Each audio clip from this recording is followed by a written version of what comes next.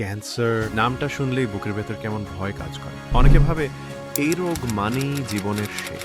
কেউ কেউ অ্যালোপ্যাথি চিকিৎসায় লাখ লাখ টাকা খরচ করে, কিন্তু শেষ পর্যন্ত সুস্থ হতে পারে না। হতাশা আর নিরাশায় থেকে যায়। কিন্তু আশার আলো এখনো নিভে যায়নি। বাংলাদেশের একজন নিবেদিত প্রাণ চিকিৎসক আছেন, cancer specialist doctor SM. Sarwar. তিনি শুধু একজন ডাক্তার নন, তিনি অনেক পরিবারের কাছে জীবনের শেষ ভরসা। তার হাতে চিকিৎসা নিয়ে ইতিমধ্যে 4,000-এরও বেশি ক্যান্সার রোগী সুস্থ হয়ে নতুন জীবন ফিরে পেয়েছেন। যারা একসময় ভেবেছিলেন সব শেষ, আজ তারা হাসছেন, স্বাভাবিক জীবনে ফিরেছেন, পরিবারের সঙ্গে নতুন করে স্বপ্ন দেখছেন। ডক্টর সারোয়ার শুধু ক্যান্সার নয়, নানান জটিল রোগেরও চিকিৎসা দিয়ে থাকেন।